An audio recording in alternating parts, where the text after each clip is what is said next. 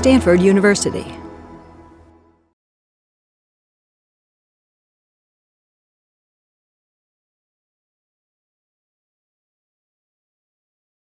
Welcome to Stanford Medicine's 10th Annual Contemplation by Design Summit. I'm Dr. Tia Rich, founder and director of Contemplation by Design. It's my deep honor to introduce our next teacher, Dr. David Vago. He will be talking to us today about self-transformation through contemplative experience, a neurobiological perspective. Dr. David Vago is associate professor and visiting faculty at the Contemplative Sciences Center at the University of Virginia. He's the Director of Neurosciences and Communications for the International Society for Contemplative Research and research led for the mental health and well-being platform, Round Glass. Dr. Vago also maintains a research associate position in psychiatry at Brigham and Women's Hospital, Harvard Medical School.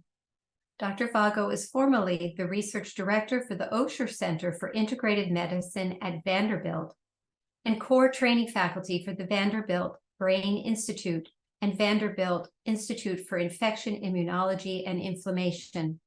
Dr. Vago is also the former senior scientist for the Mind and Life Institute, for which he currently serves as a research fellow. Join me now in warmly welcoming David Vago. Thank you so much, Tia. That was such a lovely introduction. It really speaks to the topic of self and selving. Lots of personas that I have accumulated over time. So it's a nice reminder of that, and that I will get into detail there about all of our different personas and selves. So thank you for organizing this great summit. And it's amazing that this is the 10th year. So wonderful to be part of it at this time and celebrating 10 years. And really what I can say also is that there's been, I think what I've seen in the summit so far is that there's a lot of coverage about how the self is transformed through contemplative practice. And I'm hoping that this talk will provide a summary of benefits and really provide scaffolding, supporting some of the claims that come from the Buddhist spiritual path and also from the contemporary mindfulness movement. So I am going to, with that, I will share my screen and start my slideshow. Or like Tia said, I am part of the University of Virginia. I was at the Vanderbilt University for about 7 years, directing research in integrative health, focusing on the neurobiological mechanisms by which mind-body practices produce different health outcomes. I'm now also very invested in the International Society for Contemplative Research, and we have about 300 members, and we hold an annual meeting. So I wanted to just make a plug for that. We've now partnered with Mind and Life Institute, North America and Europe, to host this conference that's happening in Italy next June. So I do hope that some of you who are interested in contemplative sciences also check it out. And like Tia also said, I'm the research lead for a well-being company, Round Glass. So just disclosing that we have content there that's all on contemplative practices and we help to support health and well-being on this virtual platform. Okay, so this picture, I have to say, I've been a little bit moved by the recent events in the world. If you haven't, I don't know where you've been hiding. And so I've been using ChatGPT a bit and trying to play with it. And if you didn't know, it can now generate images. And I asked it to depict this duality that I've been experiencing between the sort of the primal instincts of fight or flight and this higher consciousness that we truly embody as human beings, that is altruistic and nurtures feelings of love, kindness, and cooperation. And so you see that here, and centered in the image that was created was a genderless silhouette of a meditator sitting in deep meditation with radiant sun rays coming from them, serving as really a beacon of hope and guidance through this dualistic conflict.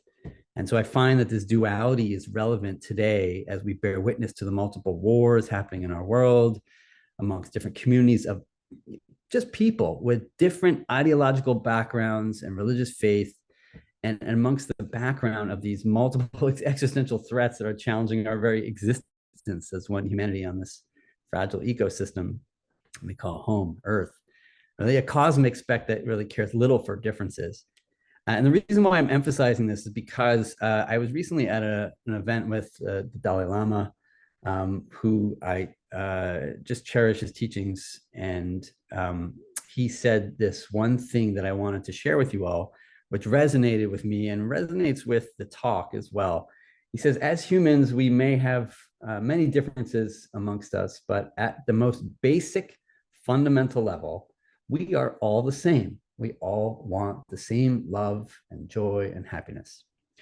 And this really is the clear message that over and over again, that we have many differences amongst us, but at this most basic fundamental level, we are the same. And so the real summary of my talk and how contemplative practice leads to self-transformation comes from Dogen. And Dogen really speaks to the complete picture of transformation when he says, to study the way is to study the self. And to study the self is to forget the self. And to forget the self is to be enlightened by all things. To be enlightened by all things is to remove the barriers between oneself and others.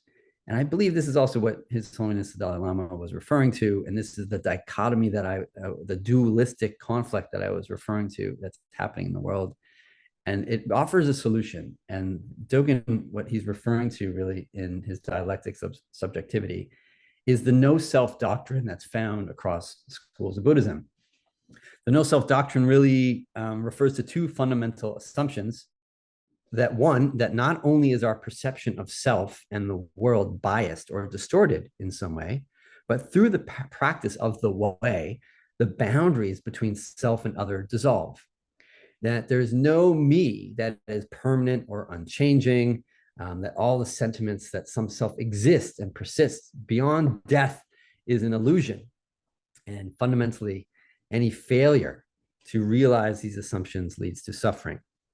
And I put a little picture of a wagon there because the dukkha, the translation from in Pali for suffering, is really refers literally to bad axle. And it's just really best translated as continual dissatisfaction. And when we think about the continual dissatisfaction with life's tribulations, that things never measure up to our expectations, our standards, our thoughts, these unexpected, these unattainable goals that we set for ourselves, then we are, it's a perfect a recipe for suffering.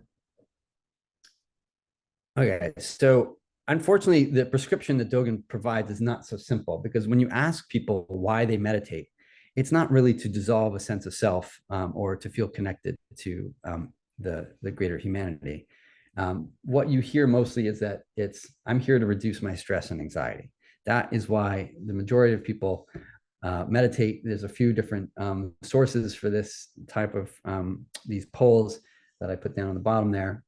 But in essence, what across the US and the world, people have found that people are motivated to practice for self-serving reasons. Provides the individual with benefits of optimizing, improving health and well-being. There is, of course, other things that people are doing meditation for, and concentration, memory, performance, increasing energy, general health and well-being, improved outlook on life. And then there is this more altruistic motivation. It's just not as popular. 21% will say that they meditate for spiritual reasons, including self-transcendence or self-liberation. And that's interesting to know when we know that there's about about 40 million people in the US at least alone that meditate. And now we know that these are the reasons, right? And so we have to at least be aware of the motivations for why people are practicing and how those motivations may shift across training and practice. As part of a larger grant to study mindfulness-based interventions, a group of scholars and myself published a meta-analysis of all the research that's been done on mindfulness-based intervention studies and the impact on self-related processing. So self-related processing refers to all these sort of concepts that you see here. And we found about 15 studies. There's not that many that were done rigorously with an active or some sort of control condition, and using the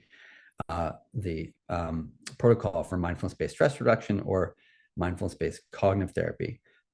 But what we did find across these particular constructs of self-related processing was that mindfulness related well-being is better explained and achieved by self-concept enhancement, in contrast to this Buddhist-derived ego quieting or reduction in self-related processing. So that's an important sort of way to frame why people are meditating or what's happening when they do meditate as outcomes. So when I talk about how the self transforms, it'll make sense to think about, the motivations, right? One, to that's self-serving and for really self-help, and the other is for more profound transformation and liberation from the self.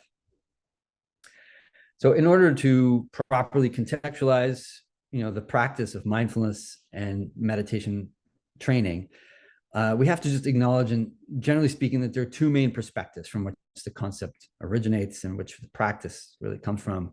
You have this sort of 2,700-year-old model, and this Thangka painting is my favorite Thangka painting. If Dogen doesn't summarize everything about how the self transforms, then this Thangka painting, referring to the 9 stages of shamatha, really does. And I'll get into some of the detail there. But the point is, it's in contrast to a more about 45-year-old model that was developed by Jon Kabat-Zinn, who had an epiphany on one day on a day 10 of a 2-week-long meditation retreat.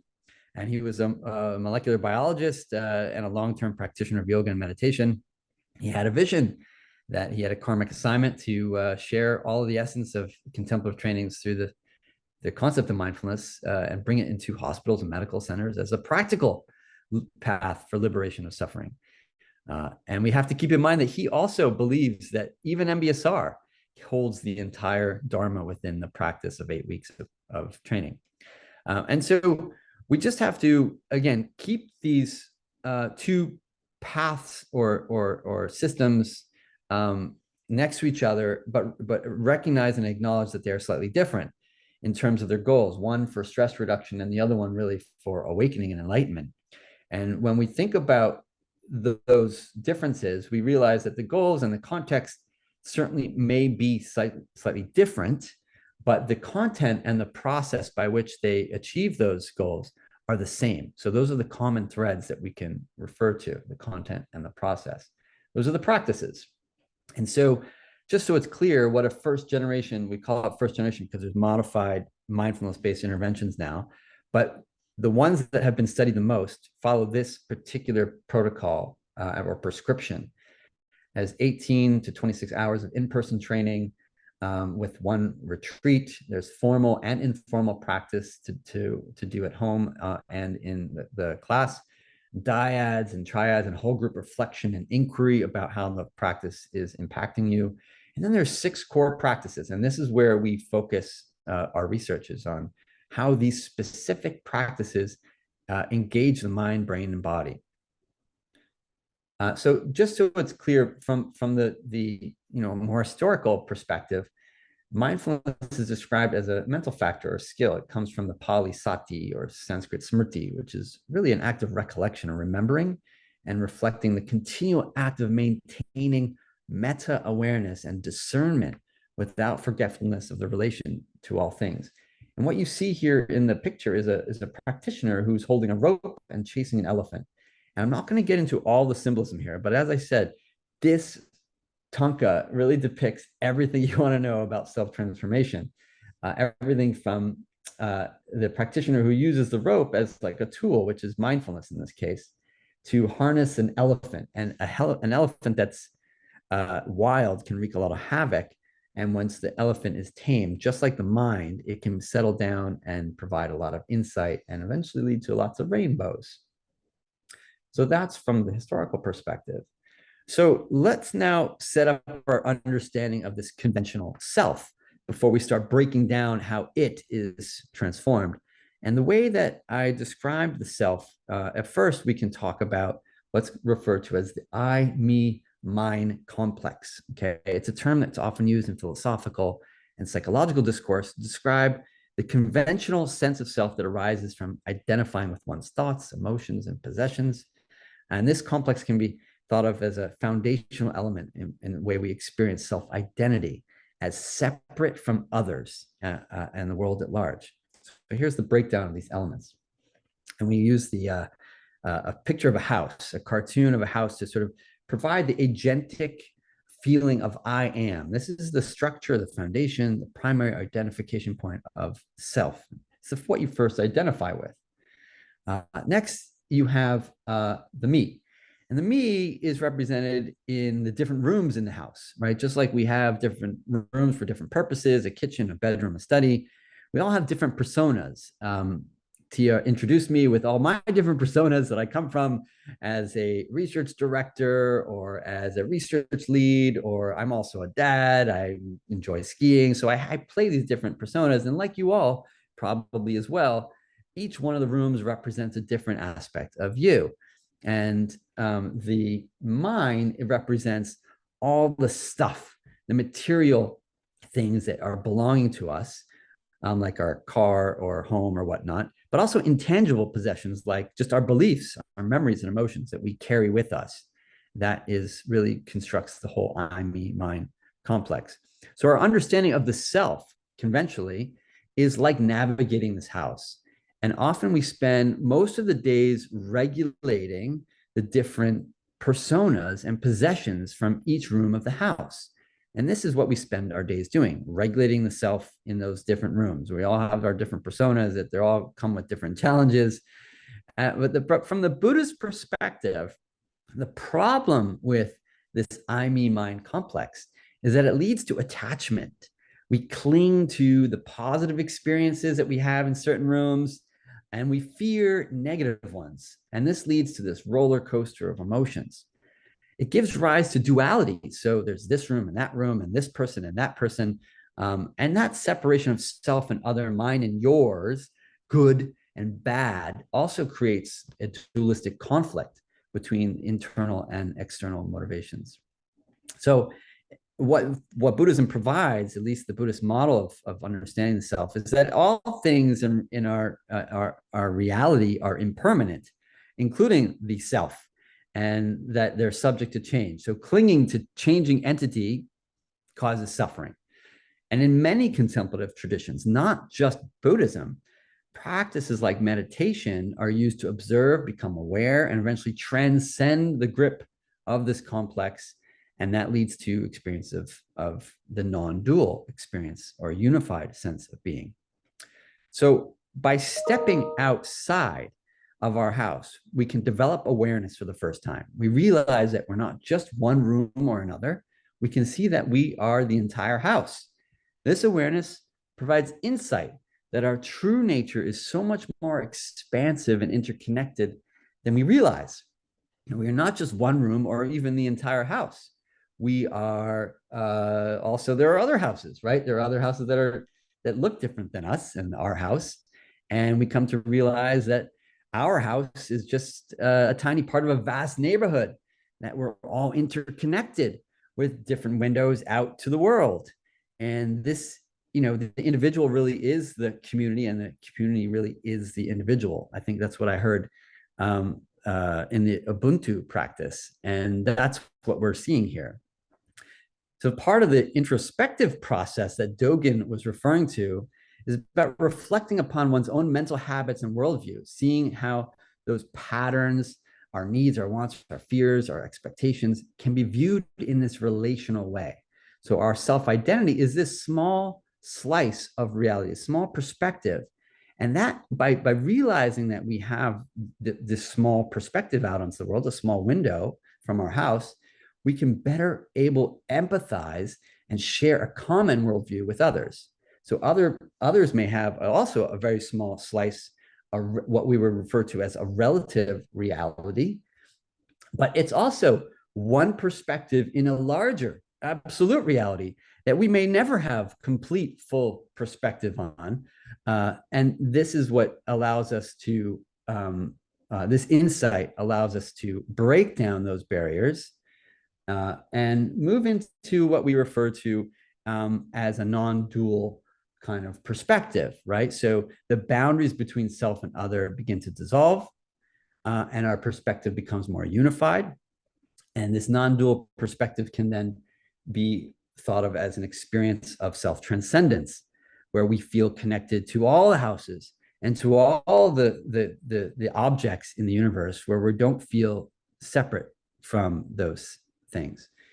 And so that's one way to sort of describe how the self can be conceptualized. And we use meditation as a form of mental training to navigate these perspectives from our house and our community, incorporating all the varied experiential, embodied, sensory, narrative, all the different perspectives and versions of what we refer to as me, and this through a reflective practice of meditation. This leads to what we refer to as self-integration, which provides a more holistic, unified experience of ourselves in relation to others and the world around us.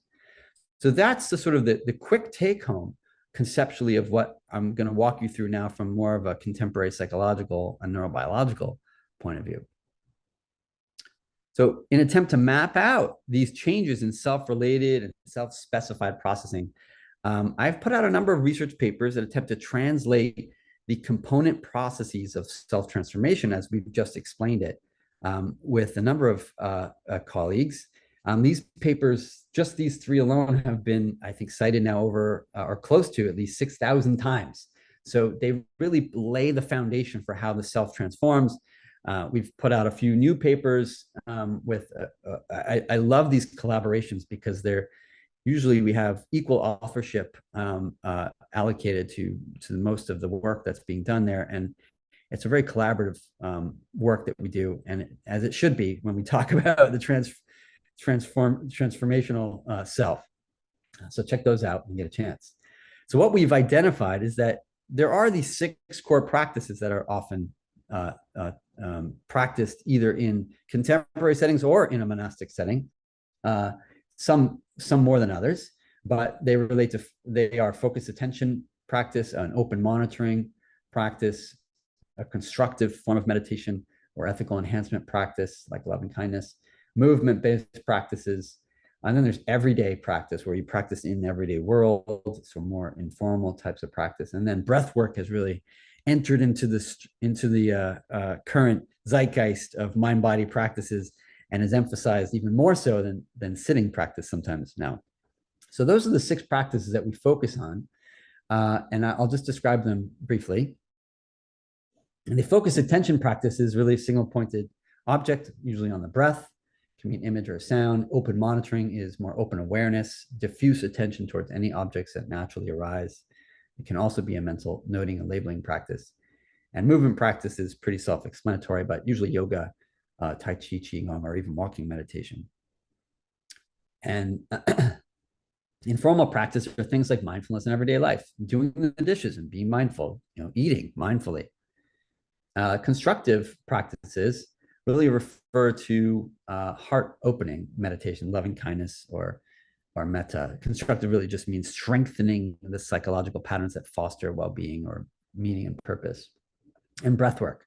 So there's a lot of work that's being done now in the breathwork community. I know that you've practiced a little bit, some breathwork practice this week. So I'll briefly mention a little bit about it and how some of it has been mapping onto some of the models that we've created for how the self transforms. Okay, so 6 core practices. And now 4 primary mechanisms. So the mechanisms that we're going to get into that I've now outlined in sort of cartoon form: self-awareness, self-regulation, self-transcendence, and self-integration. And I'll go into detail here about the secondary practices, really, or second order component factors that contribute to each one of these primary mechanisms. And I'm not going to focus on all of them, but they have been identified as the core practice or the core processes that contribute to the development of awareness, regulation, transcendence, and integration. And this is actually seen in we're just putting out a chapter in the handbook of mindfulness and self-regulation that speaks to what we refer to as little m to big M mindfulness. So if we think about mindfulness on a spectrum, we can account for those motivations to practice for health and well-being versus something bigger like awakening, enlightenment, dissolving the sense of self that can work on a spectrum. But each one of these second order component factors is critical to those changes, and we can model those in our research. And so I'm going to just focus on a few of those, but I wanted to just say one thing about why you see this picture of a woman with a child. Compassion is rooted in a motivational system of care for oneself and others. And it comes from this sutta that says, even as a mother protects with her life her child, her only child, so with a boundless heart should one cherish all living beings. And the metaphor here, or the point, is to think about cultivating the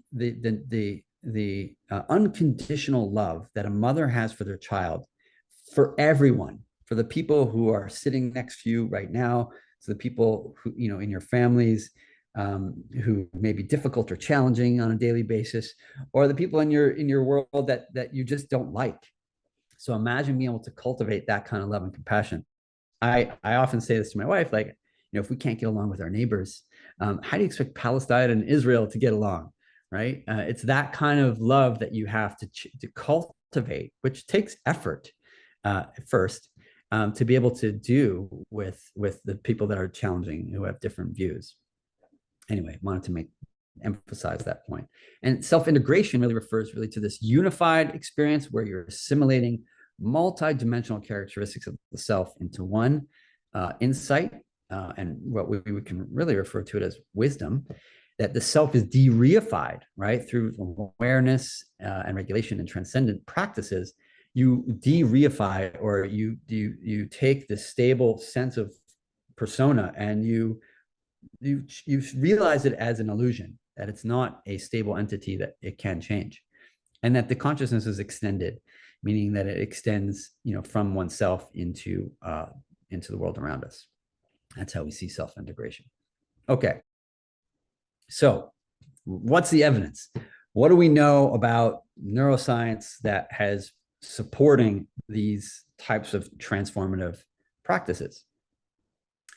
Here are probably all the latest imaging papers that really summarize how the brain has changed as a result of these mindfulness-based interventions, or in a cross-sectional way. So when I say cross-sectional, it means that we use neuroscientific tools like MRI, that's depicted here, in combination with introspective methods, first-person introspective methods, to take what we call a neurophenomenological approach towards identifying the brain network interactions and systems of functioning that support the different meditation practices longitudinally, from the novice meditator who's tried meditating for the first time to the advanced practitioners and monastics who have dedicated a lifetime to practice. So what you're seeing here are what's called independent component analysis on brain activity across different regions of the brain. And what these different analyses do is it parses out the brain into these not functional areas, but networks. And so we have about 12 different resting state networks in the brain, at least 12, that we've identified. And we look at which ones are changing the most in result of practice, meditation practice. And so here's the summary, and then I'll get into the detail. The summary is that you have these sensory and central executive networks, and I'm going to color code everything. That's the yellow network that increases in activity, and some of the regions also change in size. There's another network referred to as the default mode network that decreases in its activity, and some of the structures are also implicated in changes associated with or size also changes as a result of practice. The dorsal attention network, premotor or subcortical regions responsible for more skill-based learning, that kind of thing, like the striatum, also start to increase in activity, showing that effort over time decreases and then becomes more automatic in nature. And lastly, but most importantly, and this is the one I'm going to emphasize throughout the rest of my talk here, is the frontal parietal control network. The orange network increases in size and activity as a result of practice. And now I'm going to just go into detail about those 4 networks that have been isolated and found to be most affected by these practices. So the way we do this is that we've created process models for the core practices, mindfulness-based practices, right? So there's 6 of them. I'm only going to go through one of them, the focus attention practice, where the focus is on the breath. So how does this practice work, right? For those of you who haven't done the practice, or those of you who are familiar, this may seem familiar when I go through it. We start with this framework of motor learning. Just like I said, it's like riding a bicycle. The more you practice, the better you get, the less effort it takes to do the practice. So that's what we start with. And then you have your intention and motivation. Why are you practicing? To reduce stress and anxiety, right? So you can understand motivation and how it affects these networks as well. And we can also examine how the networks may change as a result of the change in motivation, which could be more altruistic later on. Then there's instructions. Pay attention to your breath. That requires focused attention. It requires working memory. These are cognitive processes. It involves being oriented towards the object, which is the breath, engaging with that object and not being distracted. And this also requires a level of monitoring by the executive control network to just focus on breath, right? It's that simple, we know. And that was supposed to lead to stabilizing our attention. Now, here are the boxes, because these are the brain areas that support those processes, right? So you have, again, the sensory and executive networks that are responsible for maintaining the instructions in your mind, so working memory. The blue network is really important for unconscious or non-conscious levels of attention. And the monitoring function is the orange network or frontal parietal network. And what happens is, of course, we get distracted, right? Maybe you're distracted now. Maybe you start to think about some unintended sensory or mental event. This is what happens to us half of our lives. And there's usually some emotional tone that's associated with it. It's usually some sort of memory. And this is also referred to as rumination. We start following our thoughts and they take us away on a journey into time travel. And that is the default mode network. That's the green network that I referred to. And so you see a lot of that network in psychopathology. And as you gradually develop a practice, you have decreased activity in that area, in those regions. So what happens when you get stuck? How do you get out of that loop of rumination? Well, the monitor kicks in and you have a process referred to as decentering, right? Decentering is really about psychological distancing from yourself and the thoughts. And it supports this idea of recognizing where you are in your mind and flexibly switching back to what you're supposed to be doing, which is back to the breath. And the orange network really is critical for not only monitoring, but also inhibiting typical loops of responses like this habit here. And that's a form of emotion regulation. It also leads to equanimity. Okay, so back to our mechanisms. We've now gone through basically all the mechanisms and why they arise as you train your mind through meditation. When you train your mind in that way, you're increasing the activity of brain regions that support all these different processes. So I'm going to focus on meta-awareness and decentering, because those are critical to attentional stability in mindfulness training. And to demonstrate this, we use a clinical model of self-reification in psychopathology. So how does this reified self emerge? So what happens is, here's your I, me, mine complex. And I love this saying. I say it all the time because it's a great way to frame what we're talking about when we say the self becomes reified or more crystallized and rigid around certain ways of thinking. The Dhammapada, it's one of the best known collections of teachings by the Buddha. It describes that our life is shaped by our mind, for we become what we think. And the basic idea here is that from birth to the present day, our subjective experience of being someone with all of our wants and fears and values and worldviews, that our whole self-identity is continuously constructed through really through a sequence of moment-to-moment experiences. And in those moment-to-moment experiences, we have different thoughts and feelings and perceptions. And I'm not going to get into too much detail about the chronometry or the time frame of how this works. But some thoughts and emotions that make up the content of our mind have negative consequences for our health and well-being. Anger, right?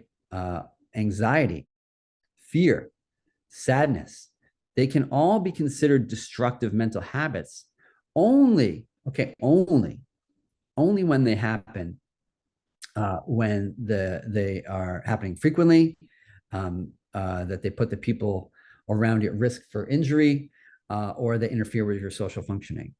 If you're able to have anger and because somebody did you wrong, and constructively vocalize why they did something wrong, and you can let them know, it conveys a message, and it can be used in that constructive way. You can have compassion for the actor and anger for the behavior. And I say that to my children all the time. Oh, I'm not angry with you. I'm angry with your behavior. So it turns out that these three dispositions, when they're done often, or that they put people at risk, or they interfere with your social life, they have the most extensive scientific evidence as risk factors for clinical levels of depression, anxiety, cardiovascular disease, speeds up the rate of cellular aging of your DNA. One study in the CDC has found that individuals with an angry temperament had a 2.5 times greater risk of dying prematurely of a heart attack. And perception of our stress matters. Ali Crum at Stanford has done great work to show that if you perceive that stress is more of a threat, it alone, just the perception alone, can increase the risk of dying prematurely. So the perception of your stress as a challenge can actually make you even healthier and make you resilient to a lot of the cardiovascular risk that comes with stress. So a lot of risk factors associated with these types of potentially destructive emotions. And so the string of moments that creates this sort of series of cause and effect, sustaining a cycle of mental habit that's self-conditioning, self-perpetuating through repetition, continually informs our present state of awareness, and it colors our memory for the past or the imagined future.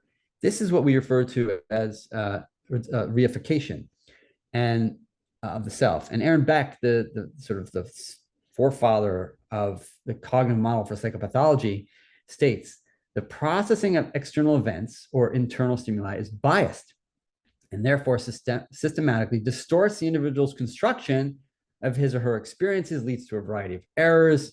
And these distorted interpretations are dysfunctional beliefs incorporated into a relatively enduring cognitive structure or schema. Now, that is what we refer to as the reification of the self in a negative way. So those thoughts can have a strong effect on how you perceive the stress, how the stress affects your body, and it becomes more of a reified sense of self-identity, that you become an angry, anxious, sad person, right? So when we take stock of our mental habits, right, our thoughts and emotions, what do we typically notice? These are sort of core beliefs that we often work with in cognitive behavioral therapy. And without awareness, we often allow our bodies and minds to react to these thoughts. They take over the view of ourselves, our environment, our entire worldview and self-identity become these thoughts. because we think them often. And so meditation changes our relationship to these thoughts and emotions. Awareness of our thoughts and emotions allow us to label them simply as sensations, as a thought, or as an emotion or feeling, and provides a healthy psychological distance from which to experience them so they don't take over our whole worldview and self-identity. This is what we refer to as mental stickiness in a lot of meditation circles, or teachers will talk about it. At these thoughts, they become sticky. If instead we try to reduce the stickiness through meta-awareness, where we're training our awareness of our mind to note and label all of our experience in this really simple way, sensations, thoughts, and feelings. And that leads to a disidentification from the internal experience. So it's not, I am not angry, I'm having a thought that I'm angry, or reducing the reactivity to those thought content. And this together is described as the process of decentering. So these are the two critical mechanisms, not only in mindfulness, but in most therapeutic change, that allows the individual to have this core belief that I'm not good enough. It's the most common core belief that you see in people, that clearly you're setting yourself for failure when you say this to yourself. But to move from I'm not good enough to having, I notice that I'm having the thought that I'm not good enough. Critical therapeutic shift for people, this insight. So meta-awareness and decentering really allows us to step out of our house and see it for the first time. So the networks that are supporting this shift in awareness are the frontal parietal control network, this orange network. And the most critical areas is this frontal polar cortex right behind our forehead, the dorsal anterior cingulate cortex, which is right here. It separates sort of the cortex from the rest of the brainstem. And really the anterior insula, which is really important for body awareness. And then lastly, there's parts of our parietal lobe up back here, posterior parietal lobe, really inferior parietal lobe, also important for understanding your relation to others. So this frontal parietal network is the most critical network for helping develop meta-awareness. And lastly, the other network is this default mode network, which decreases in activity because it's associated with self-reflective ruminative processing. I would say also one thing here, data from my lab and others suggest that the more one practices meditation, the more activity one gets in this orange network. And the more one meditates, the more protected these regions are from normal age-related atrophy. Okay, all of our brains are unfortunately atrophying. And the meditation has been showing, at least not causally yet, but there's a correlation between meditation practice and the protection of age-related atrophy in these regions. Okay. And this really corresponds with some of the best work that's out there. 2015, there's a great paper that looks at the phenomenological matrix of these practices and shows that meta-awareness is shown to facilitate this de-reification of self-identity. So it's really critical to sort of loosening up the boundaries of ourselves and our different personas. Now, using very complex graph theoretical analysis, one study found that the frontal parietal network has brain-wide functional connectivity patterns that is highest amongst the other networks, all the other networks. So if you took all the networks and put them next to each other and showed how they're connected, they're usually very modular, meaning that they have connectivity within them, they're activated together, they stay together, and there's some crosstalk connectivity between them. But the greatest connectivity is found between the frontal parietal network and all the other ones. And these data appear to position this network in a critical, integrative, and circuit breaking function. That they allow this network to direct attention to behaviorally relevant stimuli outside the focus of our ongoing processing, and switch to ongoing, maybe internal attention. And that's what makes that network really critical. So some more points of why this network is so important shows that this particular region of our brain, it happens to be one of the most developed ones. It supports the mechanisms that enable to attend to a novel degree, either to environmental stimuli or by contrast to self-generated or representations, thoughts in the head, to flexibly switch, to toggle at any moment of need. One of the original studies done with meditators, long-term meditators, found that network, the frontal polar cortex and the insula, were protected, that there's associated with increased cortical thickness. And that what they found down here, you can see the thickness of those brain regions as it correlates with age. And the red squares are controls. So you can see how in this particular, this is the, I believe this is the insula. And it goes down with age in terms of cortical thickness. But the meditators in blue stay high. So one of the first, studies to really show that atrophy of the brain is protected from meditation training. We did some work with Shinzen Young in a style of practice called do nothing in his tradition of unified mindfulness. That's an open awareness practice. And what we found when we put people in the scanner was not only were there increased activity in the striatum, like skill-based activity or networks. This is the blue network. We also saw decreased activity in this default mode network, which was hypothesized, so it made sense. What was also really interesting was that we saw a really strong correlation between the activity in the frontal polar cortex and the amount of time or hours that the meditators had logged formally for meditation practice. So the more time they spent meditating, the more activity they found in the frontal polar cortex, and a decreased activity in limbic areas like the amygdala. So we know that limbic areas are important for helping modulate fear response. Now, even more interesting, I think, is the field of paleoneurology and comparative neuroanatomy, which looks at sort of what are the brains, or the brain casings, really, the bones of our hominid ancestors. And when you look at the change 2.5 million years ago with Australopithecus, right? Sediba was the full skeleton that was found. And in comparison to hominid ancestors before Sediba, we saw complete brain reorganization. There was projecting nose, smaller teeth, hips are different, longer lip, more focus on bipedal movement. But this is when language, tool use, control of fire happen. And interestingly enough, Brodmann area 10, or the frontal polar cortex, was one of the areas that was starkly different. Now, how so?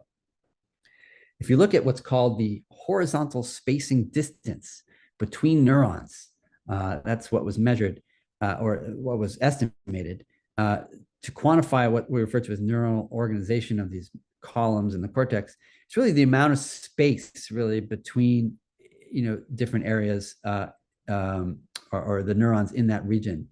And this is how they what they found is that in humans, compared to our earlier hominid ancestors like bonobo, chimpanzee, it's this particular region, this frontal polar cortex in the orange network, that has the greatest distance, actually 30% larger horizontal spacing distance in this frontal pole than any other species.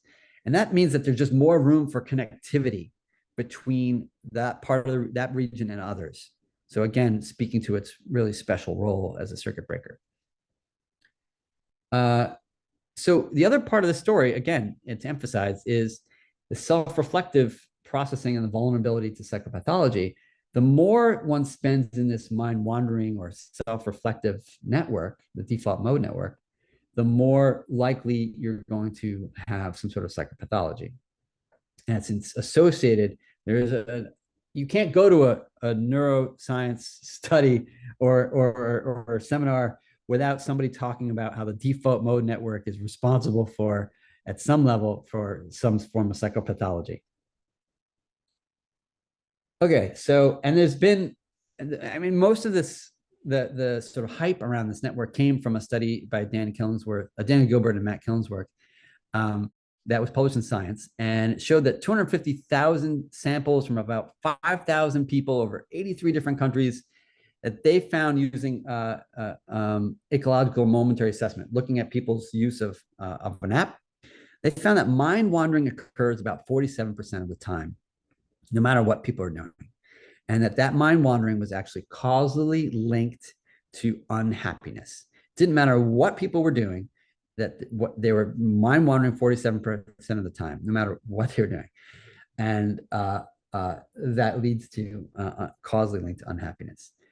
Judd Brewer and his lab has also focused on this region and had created even a business around focusing on feedback in this region of the brain, showing that meditators not only naturally decrease activity in that region, but you can give them feedback, decrease activity in that region to improve or decrease the rumination and improve your meditation practice.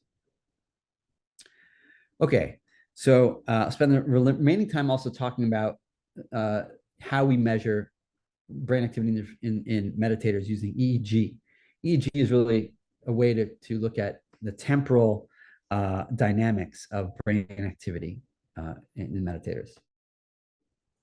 So, and this can be done by looking across, electrical activity across the map, across the scalp, and creating these heat maps. By the way, that refers to frontal and parietal areas being active. I'll show you why.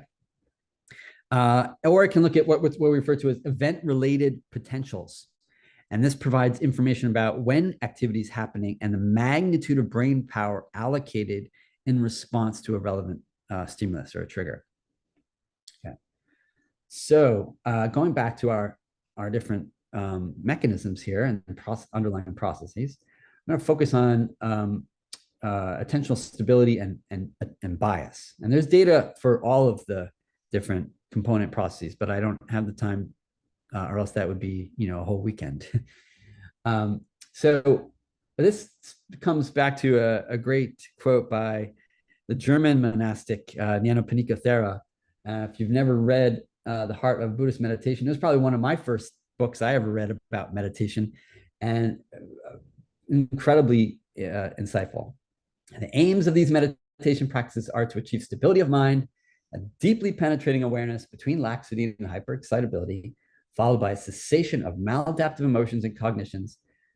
And finally, the highest form of wisdom, in which the practitioner perceives the most fundamental nature of objects as they truly are, without distortions or biases inherent in habitual forms of cognition. So, building off of that idea, there's this great quote by Anis Nin, who is a French-American essayist. I think she got it from some rabbi too. So she's not her original quote, but we don't see things as they are, we see them as we are. So research has shown that our subjective view of reality is biased by the limits of our attentional capacity. We can't see and pay attention to everything, right? Often we forget, we just don't notice things when we're focused on something else. We're very bad at multitasking. And the tendency to be selective, right? So we inhibit or avoid the sensory inputs that are deemed unwanted or unnecessary, right? And this results in the processing of biased information. And that's what we get. We get this limited sort of filtered information that we pay attention to, and that is our bias. And biases come in many forms, but the ones that I'm focusing on relate to psychopathology. And what we find is that it's typical for individuals diagnosed with a clinical disorder, in this case, generalized anxiety disorder, to display a threat-related attentional bias for the emotional material that matches the characteristics of the disorder. So this congruency really, in this case, it's fear-relevant material for this individual of snakes. In social phobia, the threatening information is a face or some sort of social cue. And in chronic pain, it's typically some sort of pain-related cue, like just the experience of sensation of throbbing can then lead to a lot of fear-related responses. So these are all biases, and they start with a thought and end up manifesting in the body. And we can look at how meditation has affected bias, and there's plenty of research out there showing that mindfulness can reduce biases in clinical patients. So that's the good news. And one of the things that we focused on was threat-related attentional bias, and that's this tendency to allocate attention toward or away from threatening emotional stimuli that's socially relevant. And there's a model for this called hypervigilant avoidant model, where you have rapid and selective attention towards threat that you don't even know that you're doing. It's like your system is conditioned to pick out things in the environment, and if you're, say, socially anxious, immediately avoid it before you have a conscious awareness of it. It's that fast. And then you avoid. So the hypervigilant avoidant model happens very quickly. And then if you do get stuck on something that is that you couldn't avoid, then you get stuck. You processing it. You can't think of anything else. So we did this in a trial of mindfulness-based cognitive therapy with anxious patients. And we did it during COVID. So some of it was in person, some of it was virtual. These are our three teachers. And we looked at anxiety and depression. And we used this special task called the dot probe task. And I'll just tell you. So the task was shown with Diego Pizzagalli and his group, that there's early markers of hypervigilance and avoidance in an anxious population. And I'll just say that that's what he found was this. And the way that you see this is you look at these emotional faces and you look at the response of the brain called this P1 response. It happens around 100 milliseconds after they see the face. So they don't even know that they're seeing it. And that, so the dotted line represents the response to angry faces, and in comparison to the happy faces. And what they found is that there's greater activity at this level to the angry faces versus happy faces, representing hypervigilance very early on. And then also there's a cue that happens in that spot, spatial cue, and you look at whether they pay attention, and that they look away from the spatial location where the threatening face was. That shows avoidance. And so here's a quick demonstration of what it kind of looks like. It's very quick, so don't expect to see much. So that's one trial. I'll do it again. That's how fast it is. And so you don't have really aware. If you said, what did you see? Where was it? You're like, I don't know, but your brain does. Brain knows. And what we found is that, the trial was very helpful for the patients. They all decreased in state anxiety, trait anxiety, depression, anxiety, stress, all decreased significantly. And what we found is that really the summary here is that although some of the results didn't quite match our expectations, what we did find was that the more depression, anxiety that these people had, no matter whether they were trained in MBCT or not, the greater hypervigilance to angry faces that we found. And that's really the take home, is that bias is affected even at that early level, and that meditation may prove to be a good way to reduce those biases even without conscious awareness. Okay, so I have a few more minutes. I'm going to just focus on the last few pieces of data that speak to self-transcendence.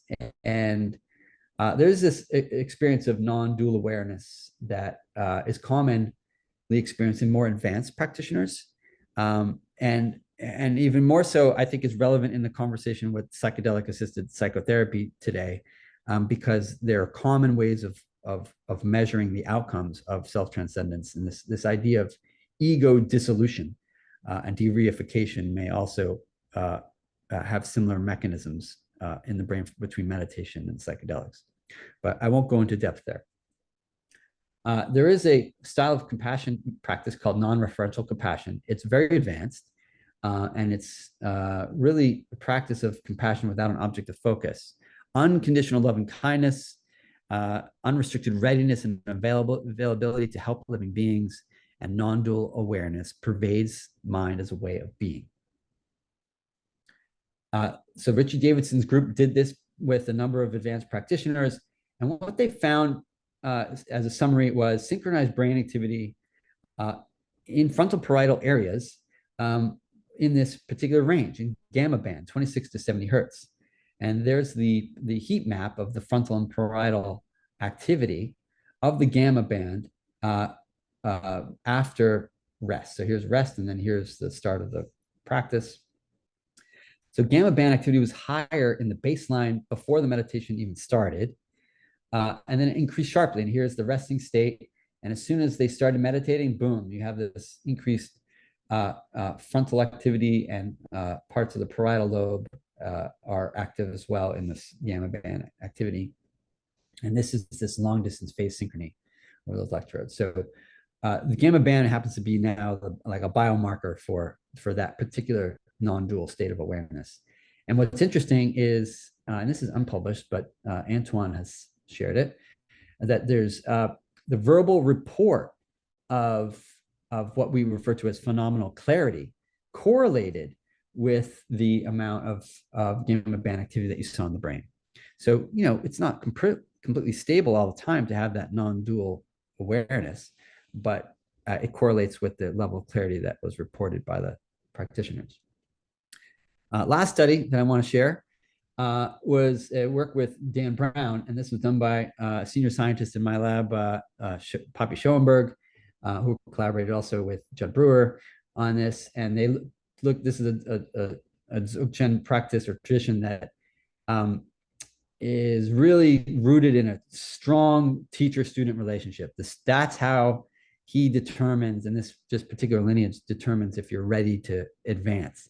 And what I love about this tradition is that it's stage-like, meaning you can advance through the stages in real time. It can be, and that we were looking at those specific states that you can move through as you start out the practice and then move into a non-dual stabilized awakening experience.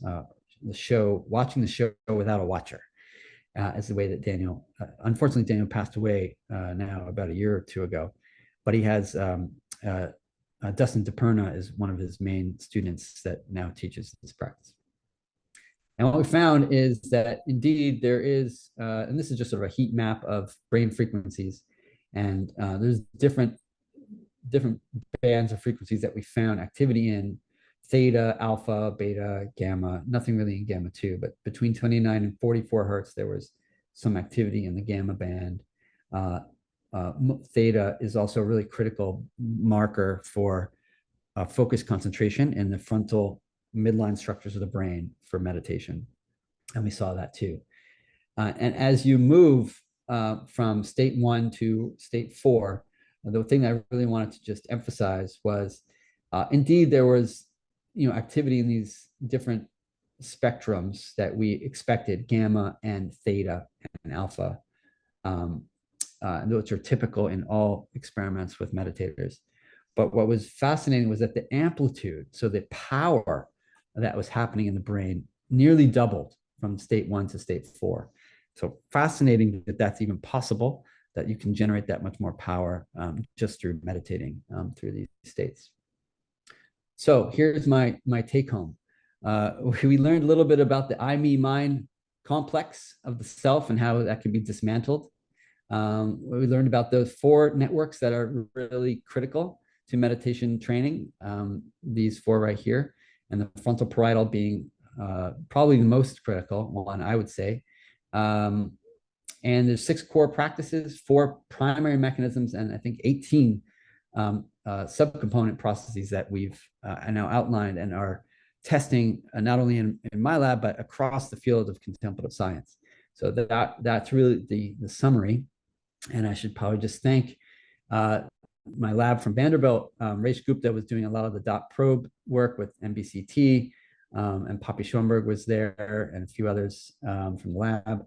Autumn Kujawa was also helping with some EEG work. We looked at attentional bias with Yoshi Nakamura when I was at University of Utah. Funding coming from NCCIH and Mind and Life and from the Osher Center. And the functional neuroimaging lab at Harvard also has contributed to some of this work. So just wanted to call out everybody.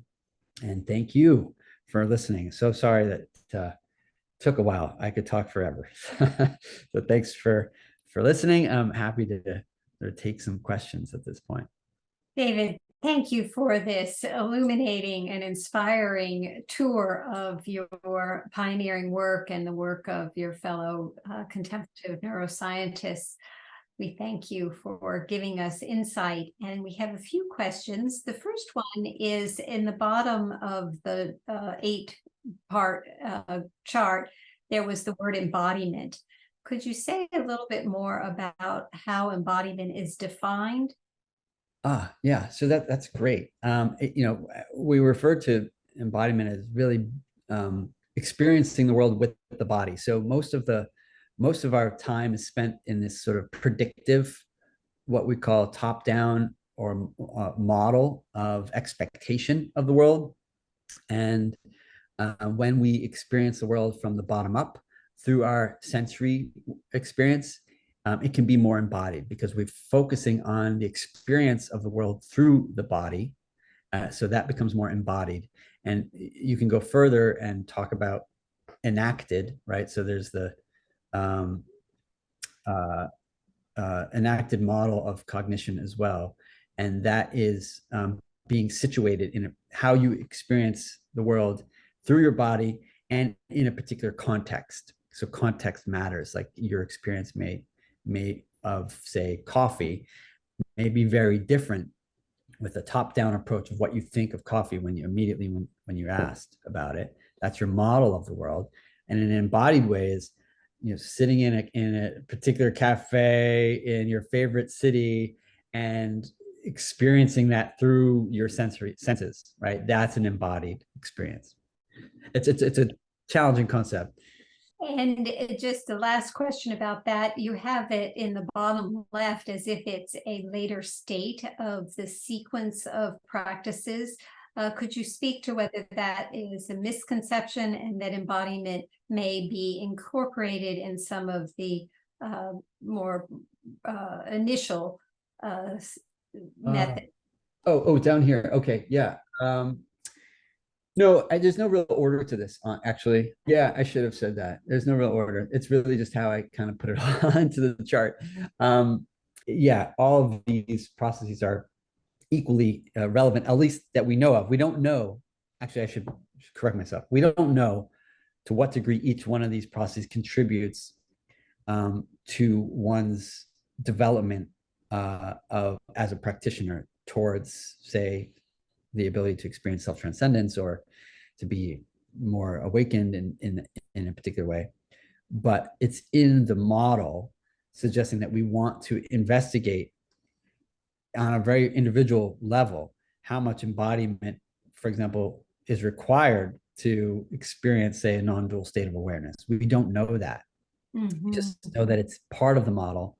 The question really is, on a spectrum, how much embodiment is necessary to maybe feel more awareness or insight into our mental habits and patterns.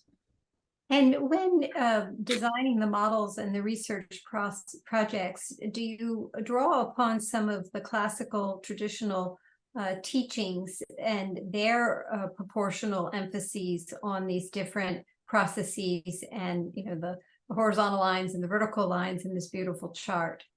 Yeah, for sure. I mean, I have an active practice. And I'm always studying the text, at least. And I encourage anybody who's in this field of contemplative science to do that because it's rich with insight. From Nyanaponika Thera's work to any of the scholars really that describe these practices. There's just so many great scholars. I'm just thinking of a few, like Bhikkhu Bodhi, and just a lot of different ways to to go deep. And interestingly enough, the texts are meant to be guides, but not to necessarily mimic experience. So, for example, a lot of people put a lot of weight into some of these Theravadan texts that talk about the jhanas. Mm-hmm. And I'm just going to say this, it's a little controversial, but there's been attempts to map the jhanas into brain states. Mm-hmm. And as much as I value looking at brain correlates, I often, when I talk to my Buddhist scholar colleagues and friends like John Dunn, for example, he's very critical of that approach because he says that the text says one thing from one perspective, but it's textual. It's not necessarily experiential for everyone. It's not the same. And to think that there's very specific stages that everyone has to go through in order to get to at the end in a sort of sequential way is probably not completely accurate, right? So we can't put all of our weight into those texts, but they are helpful for providing inspiration to explore those processes more. And I find if we could translate those texts into more contemporary cognitive and psychological terms, then we can more easily explore it. Bringing the wisdom teachings into present day vocabulary. Thank you. Yes, exactly. Turning to some other questions, we have an individual ask about the process of collecting data through MRIs, and that the impact of being in an MRI scanner is itself having an impact on the person, and how do you address that reality? That's a great question. We and it's such a strange environment. We not only, because you're laying down, first of all, so you're not typically sitting like as you would in a normal meditation practice, and you're hooked up to stuff. People are watching you, and there's horrible sound, and you're in a magnet, that's aligning your protons in one direction. So there's no negative effects, right, that from being an MRI scanner that we know of. But the context in which you have to practice is challenging, although it hasn't seemed to affect some deeper practitioners who, and even novices, who are able to drop in very quickly. We've had people in scanners for hours, and they come out smiling. So it is possible to have it's almost like a retreat, is that some people will describe it, because it's isolated from all electromagnetic energy that comes into the room often, and it's a unique experience for sure. We often give people the opportunity to go into a mock scanner beforehand, so it's like a fake one where you can lay in there and practice, and we give the sound of the scanner noise to take home and practice meditation with. So we do offer that kind of a way to prepare yourself. And we are actually still recruiting. We need 15 more practitioners. We're doing a really cool study at Vanderbilt still, looking at the lymphatic system of the brain of meditators and comparing it between sleep, meditation, and breath work. And it's, one of the coolest projects I've ever been part of. So if there are people out there who want to get involved in research and be your subject, let me know, because Vanderbilt, we're recruiting. We're the preliminary data is very exciting, but we need advanced practitioners, people who have been practicing for a while, and we're showing the lymphatic system is the system of the brain that eliminates metabolic waste, and we find that when you sleep, it's part of the restorative process of sleep is activating that system, and meditation seems to be engaging it as well. Thank you. We have another question, David, and it says internal family system speaks about a self that is compassionate, caring, and calm. The question is, what does the current neuroscience say in support of this definition of the self as compassionate, caring, and calm? And is the default mode network, when quieted, and then an opportunity for this calm, compassionate self to be expressed? That's fascinating. I think internal family systems is definitely having a trend moment. I see it a lot. especially and now with ketamine therapy too, that's being used. And if you think about what happens in that experience, it's very dissociative, and to be in a state of calm and compassion surrounding you, love and kindness, I can't imagine it being a better state to facilitate the the therapeutic value of that work. I you know I can't say that when you decrease the default mode network, that you're going to manifest some compassion or for others or yourself any more than if you increase activity in the frontal polar network or frontal parietal network. I think that it takes practice to cultivate compassion. Just like I was saying earlier, that you sometimes your neighbor may do you wrong, or someone cuts you off in traffic, and can you have the same love and kindness for those people as you do for your own children? It's hard to cultivate that. It's not a simple practice. Love and kindness certainly is, and self-compassion is a great start. But there's no relationship between the default mode network and the cultivation or generation of, especially spontaneously, of compassion, a state of compassion. I would say it sounds like, and I don't know the theory really behind that statement well. So it sounds like though that you're trying to come back to this sort of baseline state where our most fundamental qualities of being kind, of wanting to be loved and nurtured, and being able to love and be kind to others is more present. And again, that's what the Dalai Lama was referring to from my quote in the beginning, that at the most basic fundamental level, we're all the same. We all want love, joy, and happiness. So I can say that's maybe so, but it doesn't have a relationship to the default mode network that we know of. Thank you. Another question.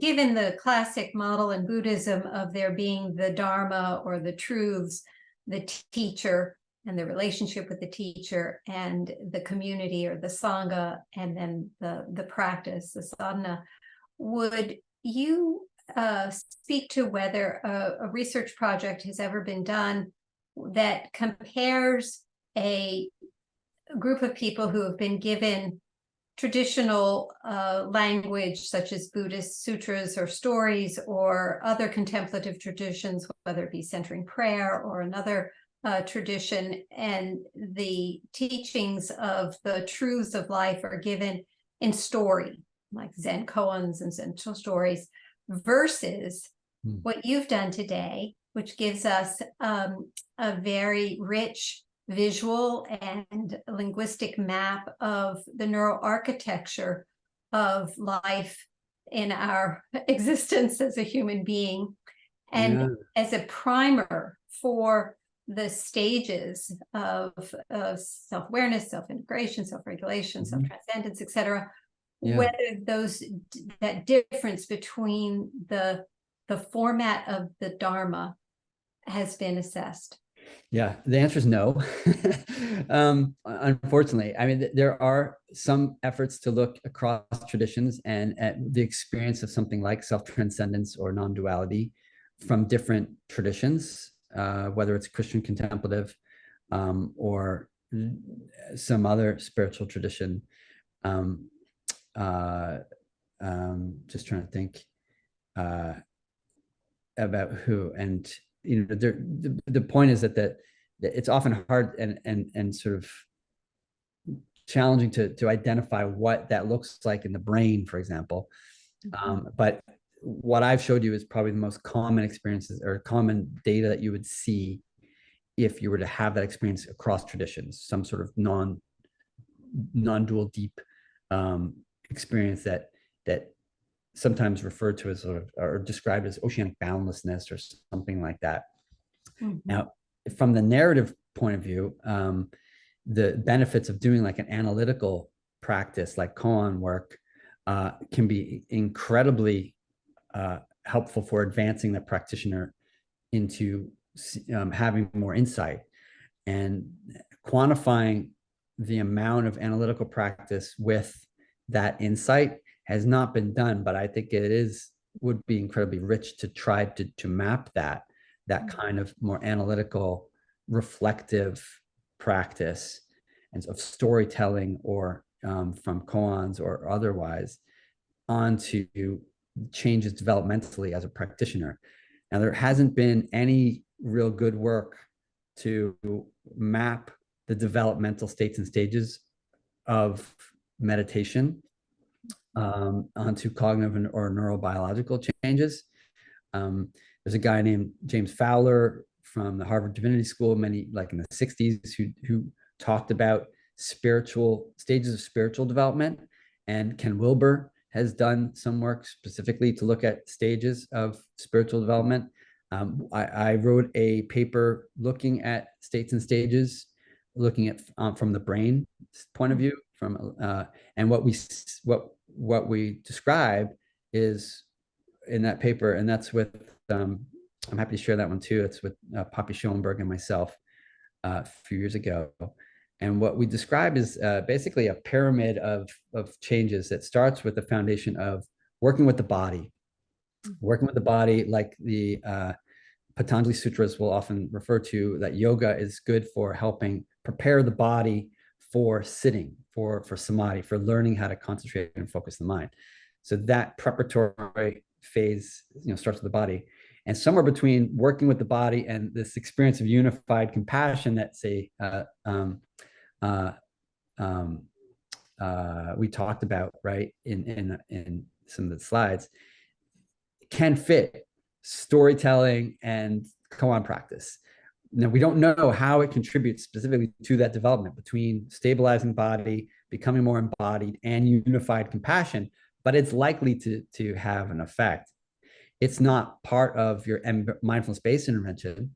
It would be something you'd have to put together in its own package, its own program, and we would be able to test it. So that research, of course, takes a long time, but I think that's a really great sort of direction to look at the effects of those types of practices into the speed of development of the practitioner. And along the way, you can look at health outcomes like stress and depression, anxiety, things like that. Thank you. I'll turn to another question from a participant. It says, could you say more about what you mean by, quote, power at the end, with the amplitude doubling in the awakened mind? Yeah, that's some deep stuff. And people are very interested in this data set. Yeah, so let me just show one last time here. Remember, this practice is a profound one, and not many people actually have the ability to teach this. Is really like I said, Dustin DePerna is the only one alive that now is a Westerner that's allowed to teach this tradition, and it's very unique. But Dan Brown, he was a scholar at Harvard, and he used to have, and he lived in Newton, and he would have these classes on Thursday evenings where you could just go and show up and drop in and get these teachings, which are amazing. But the point is that he has a stage-like approach to showing how you can develop awareness, stabilize this awakened state, called the lion's path, the elephant path, as described in the stages of shamatha. But the reason why the power of the brain is changing is that we're talking about things like, say, theta. So theta is between 4 to 8 hertz, right? And when you see it in these frontal electrodes, okay, in the frontal cortex, it means that you are focused and in the zone. And it's the best sort of biomarker for flow. And if you see the power change, the amplitude change, that just means that more brain resources are being allocated to stabilize that state. right? So same as when you're when you close your eyes and just relax, you'll see what's called alpha. That's 8 to 12 hertz. And as you drop into meditation, where you're focusing your attention a bit more, the amplitude starts to increase in size. So it's more focused, but also relaxed in alpha. And then it will drop into a lower frequency range of theta, where it's like super focused. And then the amplitude also increases.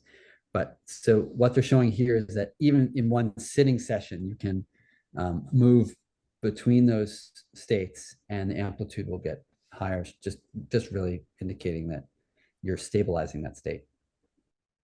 Thank you. Very inspiring and awesome. Yeah, cool stuff.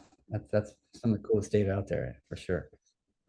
We'll conclude the Q&A with asking you one final question, which is in the experience of personal practice, to the extent which you're comfortable, could you speak about your own arc of self-transformation and how it has played between your personal practice and journey down the path of awareness and your capacity to then explore that professionally as a neuroscientist? Oh man, that could take a whole day.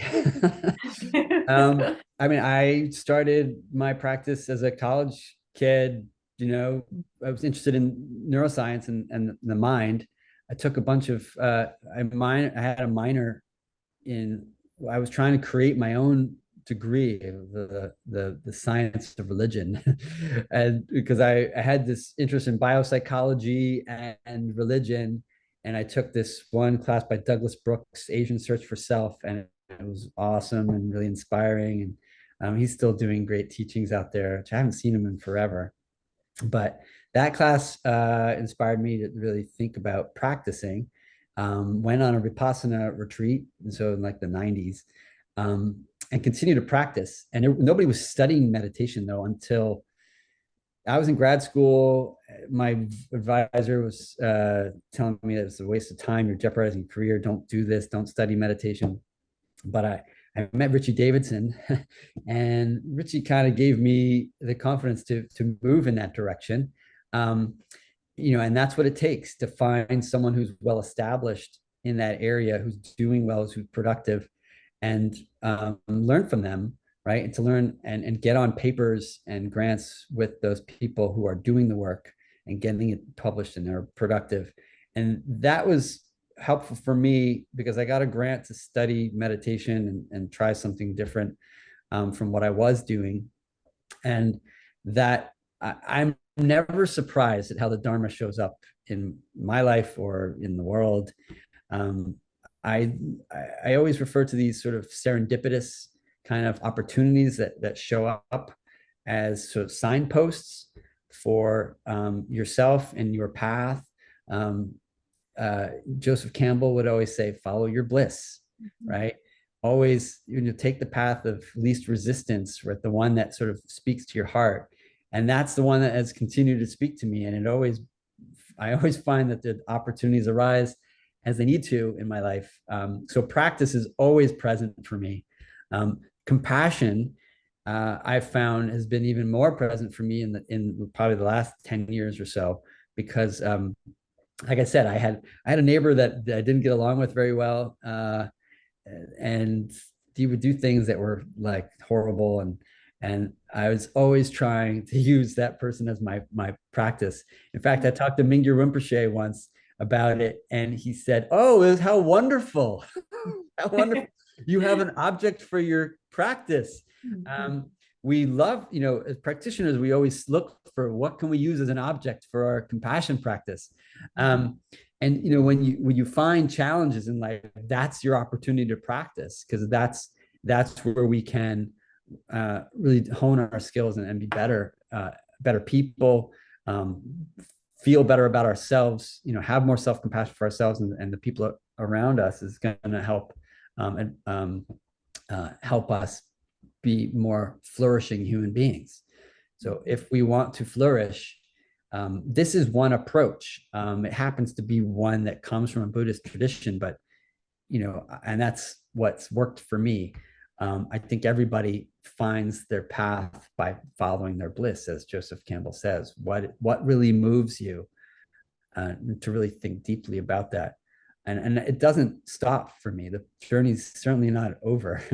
And I find that my practice continually provides challenges to navigate. And that's, I think, a really good, the best advice would be to really just follow your bliss and listen to your heart, and you'll find the right thing to do.